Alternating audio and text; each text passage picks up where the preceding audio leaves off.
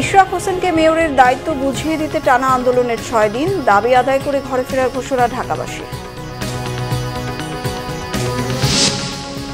বিভিন্ন সেক্টরে স্বৈরাচারের দোসরদের তালিকা বানাচ্ছে জুলাই ঐক্য। 31 মের মধ্যে আওয়ামী লীগের দোসর আমলাদের বাধ্যতামূলক অবসরে পাঠানোর দাবি। স্থলপথে পণ্য আমদানিতে ভারতের নিষেধাজ্ঞায় বিপাকে রপ্তানিকারকরা, বাজার হাতছাড়া ও খরচ 3 গুণ বেড়ে যাওয়ার শঙ্কা।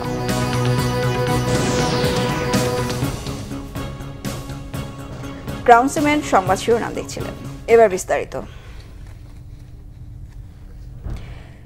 ইঞ্জিনিয়ার ইশরাক হোসেনকে মেয়রের দায়িত্ব বুঝিয়ে দেওয়ার দাবিতে টানা 6ষ্ঠ দিনের মতো চলছে আন্দোলন।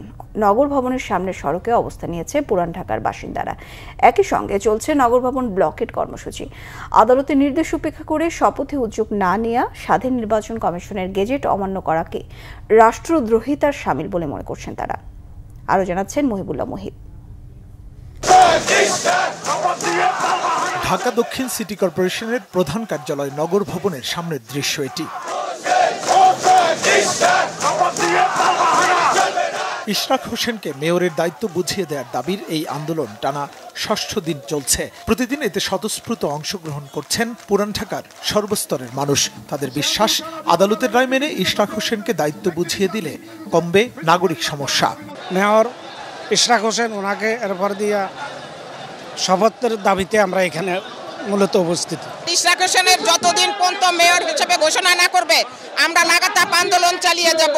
অনতি বিলম্বে ইশরাককে ঢাকার মেয়র ঘোষণা করে তার শপথ বাক্য পাঠ করানোর জন্যই আজকে আমরা এখানে এসেছি। এই স্বাধীন দেশে কোর্ট থেকে রায় দিয়েছে, আমরা ন্যায় বিচার পেয়েছি। নির্বাচন কমিশন থেকে গেজেট পাস করেছে। ইঞ্জিনিয়ার ইশরাক হোসেনকে গেজেট এবং কোর্ট থেকে ন্যায় বিচার পাওয়া সত্ত্বেও এই সরকার শপথ পড়াচ্ছে না। একদিকে আদালতের রায়, অন্যদিকে নির্বাচন কমিশনের গেজেট। ইশরাক হোসেনকে শপথ পড়াতে আর কোনো বাধা না থাকলেও অন্তর্বর্তীকালীন সরকারের এমন কালক্ষেপণে বিস্ময় নগরবাসীর। প্রয়োজনীয় ব্যবস্থা গ্রহণ না করে শপথ দিয়ে তাকে সেবা করার যদি সুযোগ না দেয়, তাহলে এইটা সারা বাংলাদেশে ছড়িয়ে পড়বে। স্থানীয় সরকার মন্ত্রণালয় তারা ইশরাককে দায়িত্বে না দেওয়ার ষড়যন্ত্রে মেতে উঠেছে। সেই জন্য তারা আইন মন্ত্রণালয়ের মতামত চেয়েছে। উচ্চ আদালত রায় দেওয়ার পরে আইন মন্ত্রণালয়ের সলিসিটরের কোনো মতামত দেওয়ার এখতিয়ার নাই, কোনো ক্ষমতা নাই। আমরা মনে করি এটা বাংলাদেশ জাতীয়তাবাদী দল বিএনপি এবং ইঞ্জিনিয়ার ইশরাকের বিরুদ্ধে, দানের শীষের বিরুদ্ধে একটি সুগভীর ষড়যন্ত্র। আইনের মাধ্যমে কোর্ট রায় দিয়েছে, জনতার ম্যান্ডেট কোর্ট ফিরিয়ে দিয়েছে, যে ইঞ্জিনিয়ার ইশরাককে বিজয় ঘোষণা করেছে। কিন্তু আমাদের এই নির্বাচন কমিশনের গেজেটও করা হয়েছে, কিন্তু শপথ বাক্যর যে অংশটুকু, শুধু এই অংশটুকুই বাকি আছে। এই অংশটুকু শপথ বাক্য পাঠ করা হলে আমাদের নগরপিতা আমরা পাই। 2020 সালের ঢাকা দক্ষিণ সিটি কর্পোরেশন নির্বাচনে ব্যাপক অনিয়ম, কারচুপি, জালিয়াতির অভিযোগ এনে মামলা করেন ইশরাক হোসেন। সে মামলায় ব্যারিস্টার শেখ ফজলে নূর তাপসকে অবৈধ উল্লেখ করে ইশরাক হোসেনকে মেয়র ঘোষণা দিয়ে রায় দেয় আদালত। সকল প্রক্রিয়া অনুসরণ করে রায় মেনে গেজেট প্রকাশ করে নির্বাচন কমিশন। মহিবুল্লাহ মুহিব, বাংলা ভিশন, ঢাকা। দর্শক, এই মুহূর্তে নগর ভবন এলাকায় আছেন আমাদের সিনিয়র রিপোর্টার নিয়াজ মাকদুম, যুক্ত হচ্ছে তার সঙ্গে। নিয়াজ, আজকের কর্মসূচি নিয়ে সর্বশেষ কি তথ্য রয়েছে আপনার কাছে, দর্শকদের জানাবেন।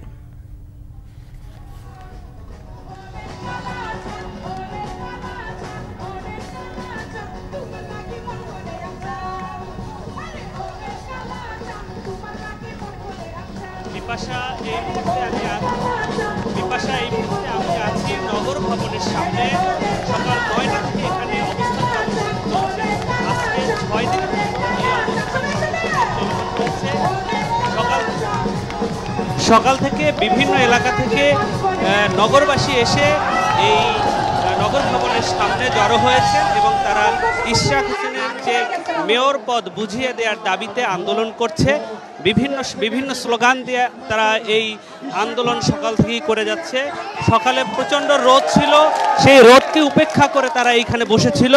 এরপরে ঠিক আধা ঘন্টা আগে এখানে তুমুল বৃষ্টি হয়েছে।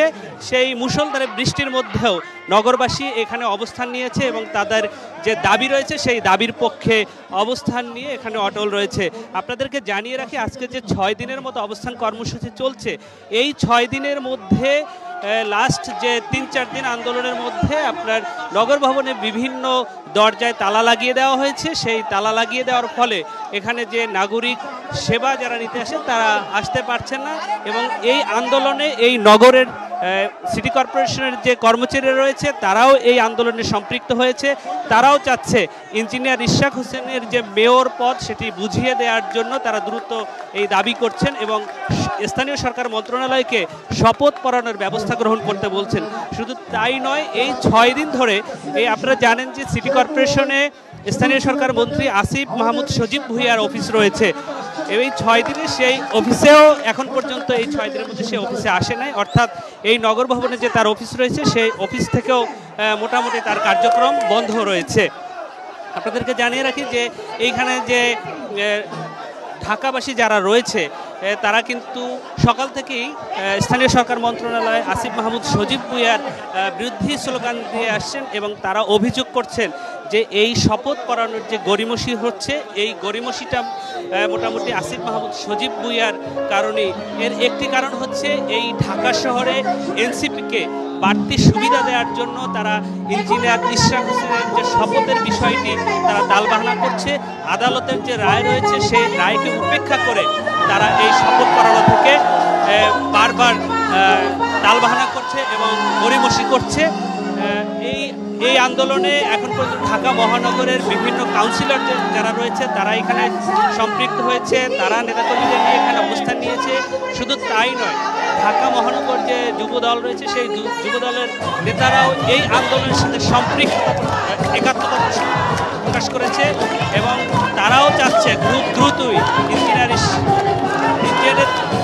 ইশরাক হোসেনের যে শপথের বিষয়টি সেটি দ্রুত সুরাহা করার জন্য এখান থেকেই তারা এই দাবি জানিয়েছে। এই ছিল সবশেষ আমার কাছে তথ্য।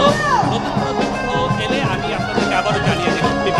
নিয়াজ, ধন্যবাদ আপনাকে। দর্শক, নগর ভবনের সামনে থেকে যুক্ত হয়েছিলেন সহকর্মী নিয়াজ মাকদুম। 31 মের মধ্যে সন্ত্রাসী দল আওয়ামী লীগের সব দোসরদের বাধ্যতামূলক অবসর দেওয়ার দাবি জানিয়েছে জুলাই ঐক্য। প্রেস ক্লাবে এক সংবাদ সম্মেলনে বিভিন্ন সেক্টরে থাকা স্বৈরাচারী দোসরদের তালিকা প্রকাশের কথাও জানায় সংগঠনটি। ছাত্র জনতার বুকে গুলি চালানোর নির্দেশকারী এবং সহযোগিতাকারী সকল আমলা, প্রশাসনের কর্মকর্তাদের পরিবার সহ সকলের ব্যাংক হিসাবে অবৈধ সম্পদ জব্দ করার দাবিও জানান তারা। দাবি করেন স্বৈরাচারী দোসর ও আমলা প্রশাসনের কর্মকর্তাদের দেশ ত্যাগে নিষেধাজ্ঞা দিতে হবে এবং আইনানুগ ব্যবস্থা গ্রহণ করতে হবে। চিহ্নিত সকল স্বৈরাচারী দোসরদের শ্বেতপত্র সরকারি ওয়েবসাইটে প্রকাশ করার দাবি জানায় সংগঠনটি। আওয়ামী লীগের সহযোগী সংগঠনের কার্যক্রম এবং ব্যক্তিদের বিরুদ্ধে ব্যবস্থা নেওয়ার কথা থাকলেও এখনো পর্যন্ত দৃশ্যমান ব্যবস্থা না নেওয়ায় ক্ষোভ প্রকাশ করেন জুলাই ঐক্যের নেতারা। দাবি মানা না হলে 31 মের পর মার্চ টু সচিবালয় সহ আরো কঠোর কর্মসূচি ঘোষণা করা হবে বলে জানায় সংগঠনটি। কৌশলে নির্বাচন বিলম্বিত করা হচ্ছে বলেছেন বিএনপির স্থায়ী কমিটির সদস্য নজরুল ইসলাম খান। জাতীয় গণতান্ত্রিক পার্টির প্রতিষ্ঠাতা শফিউল আলম প্রধানের মৃত্যুবার্ষিকী উপলক্ষে জাতীয় প্রেস ক্লাবে আলোচনা সভায় তিনি এসব কথা বলেন। নজরুল ইসলাম খান আরও বলেন, বিএনপি অবশ্যই সংস্কার চায়, সবার আগে সংস্কার প্রস্তাবও বিএনপি দিয়েছে। জানান, বিএনপির একটি পরিকল্পনা আছে যার মধ্যে দেশের কল্যাণ করতে চায়। অন্যদের প্রস্তাব ভালো হলে জনগণ যাদেরটা গ্রহণ করবে তারাই দেশ চালাবে। সংস্কার ও নির্বাচনকে মুখোমুখি করা ভুল বলে মন্তব্য তার। বলেন, গণতন্ত্র নিজে একটি সংস্কার প্রক্রিয়া, বিচার, সংস্কার ও নির্বাচন সবই হতে হবে। বিএনপি দলীয় প্রভাবমুক্ত স্থানীয় সরকার নির্বাচন চায়, কিন্তু তত্ত্বাবধায়ক সরকারের অধীনে স্থানীয় সরকার নির্বাচন আগে করতে হবে, সেই আলোচনা আসছে কেন, এ প্রশ্ন রাখেন নজরুল ইসলাম খান। আমরা জানি যে বাংলাদেশের কিছু রাজনৈতিক শক্তি আছে, কিছু সামাজিক শক্তি আছে, তারা অনেকেই তাদের নিজেদের রাজনৈতিক স্বার্থে কিংবা তাদের গোষ্ঠীর স্বার্থে তারা এই গণতান্ত্রিক প্রক্রিয়াটাকে বিলম্বিত করতে চান। নানা কায়দায়, নানা কৌশলে তারা গণতন্ত্রের এই অভিযাত্রাকে বিলম্বিত করতে চান। এতে তাদের স্বার্থ কতখানি হাসিল হবে আমরা জানি না। কিন্তু দেশ এবং জনগণ বিপদাপন্ন হতে পারে। এদিকে বিএনপির সিনিয়র যুগ্ম মহাসচিব রুহুল কবির রিজভীর অভিযোগ, নির্বাচন নিয়ে টাল বাহানা করছে সরকার গায়ের জোরে ইশরাক হোসেনকে মেয়র পদে বসতে দিচ্ছে না বলেও মন্তব্য তার।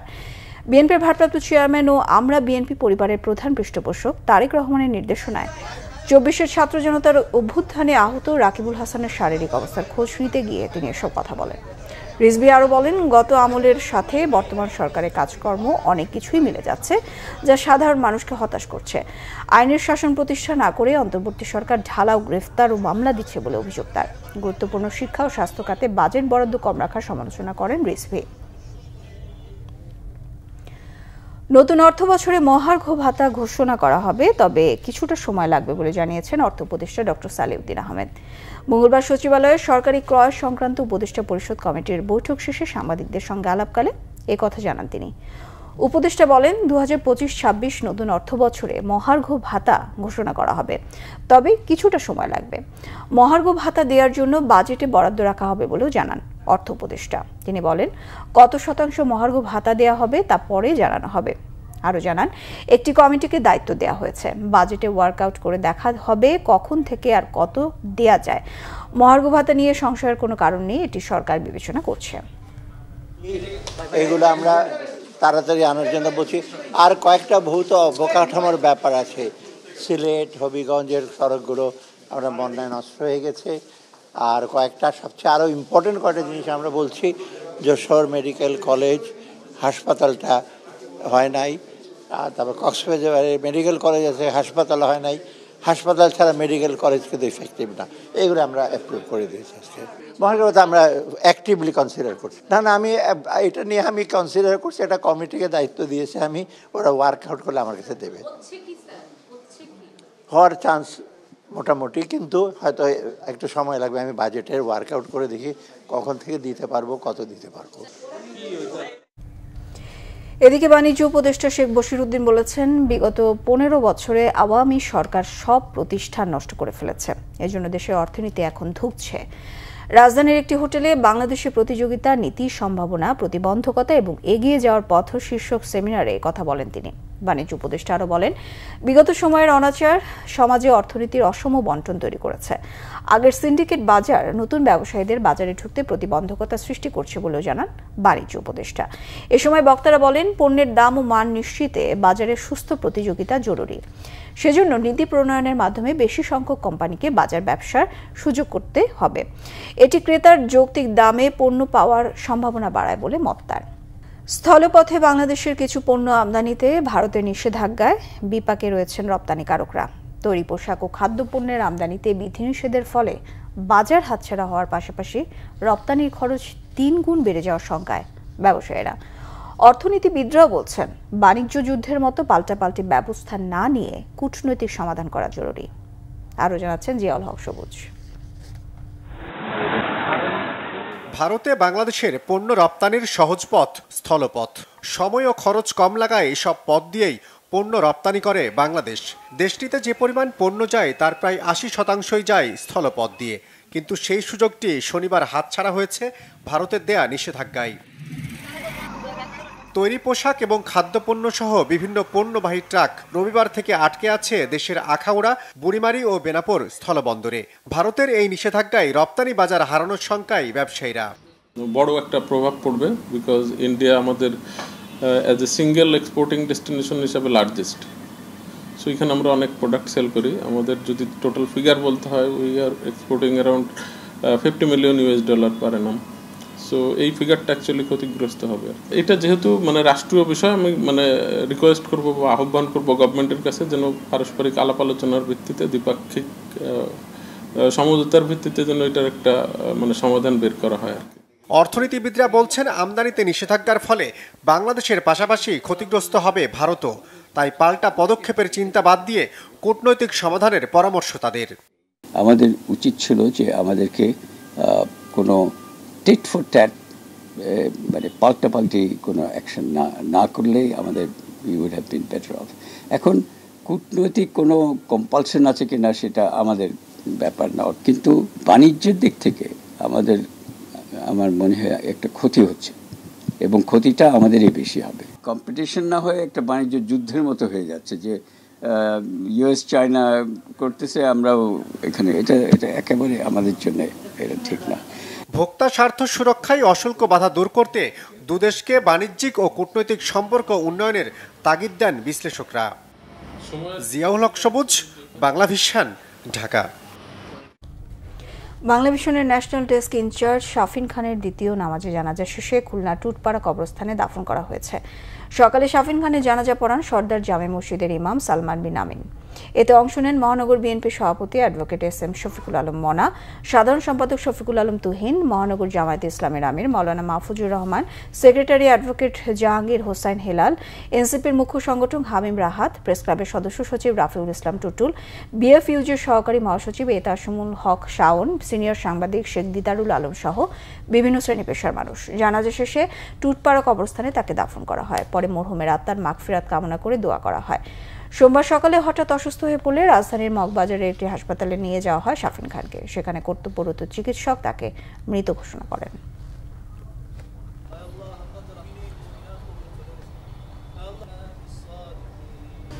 হযরত শাহজালাল আন্তর্জাতিক বিমানবন্দর থেকে উড্ডয়নের কিছুক্ষণ পর টার্কিশ এয়ারলাইন্সের একটি বিমানের ইঞ্জিনে আগুন ধরে যায়। পরিস্থিতি আঁচ করে পাইলট দ্রুত সিদ্ধান্ত নিয়ে বিমানটি জরুরি অবতরণ করান।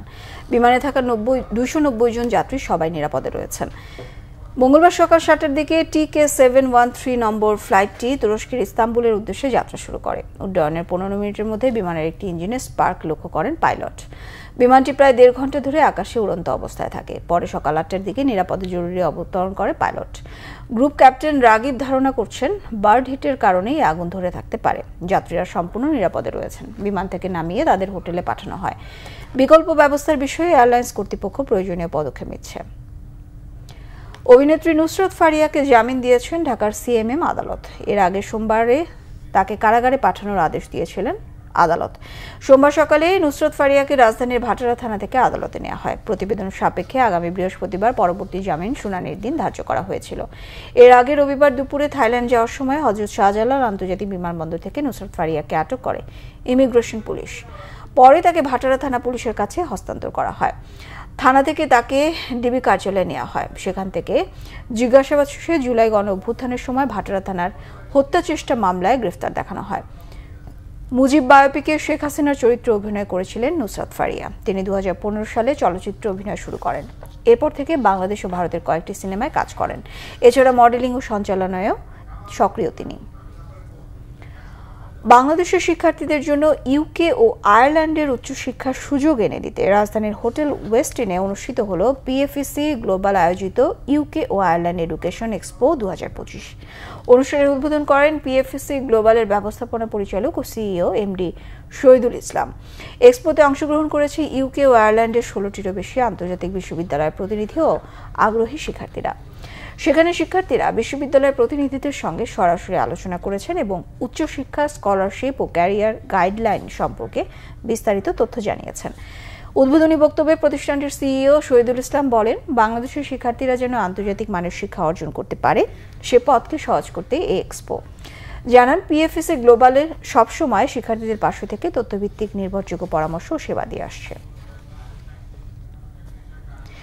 ইউক্রেন যুদ্ধ বন্ধে যুক্তরাষ্ট্রের প্রেসিডেন্ট ডোনাল্ড ট্রাম্প ও রাশিয়ার প্রেসিডেন্ট ভ্লাদিমির পুতিনের ফোনালাপ হয়েছে। ফোনালাপের পরে ট্রাম্প বলেন, যুদ্ধবিরতির জন্য শিগগিরই আলোচনা শুরু করবে মস্কো ও কিয়েভ। স্থানীয় সময় সোমবার বিকেলে ফোনালাপ হয়। সামাজিক যোগাযোগ মাধ্যম ট্রুথ সোশ্যালে একটি পোস্টে ট্রাম্প লিখেছেন, পুতিনের সাথে চমৎকার আলোচনা হয়েছে। ইউক্রেন ও রাশিয়া শিগগিরই আলোচনা করবে এবং এই যুদ্ধের ইতি টানবে।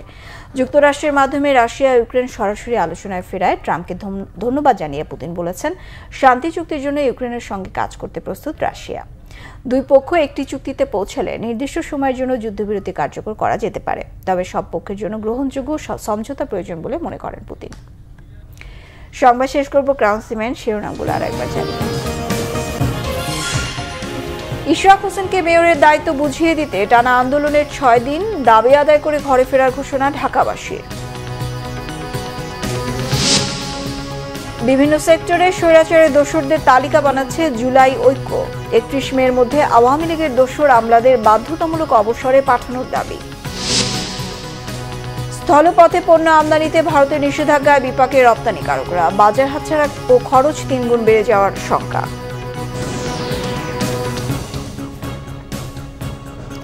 এই ছিল এখনকার মতো। পরের সংবাদ বিকেল 4টায়। 3টায় থাকছে নিউজ টপ 10, দেখার আমন্ত্রণ রইল। এছাড়া বাংলাদেশের সংবাদ ও সংবাদ সংশ্লিষ্ট অনুষ্ঠান দেখতে ভিজিট করুন www.bbnews24.com ও facebook.com/banglavisionnews। সাবস্ক্রাইব করুন youtube.com/banglavisionnews। সঙ্গে থাকায় ধন্যবাদ সবাইকে।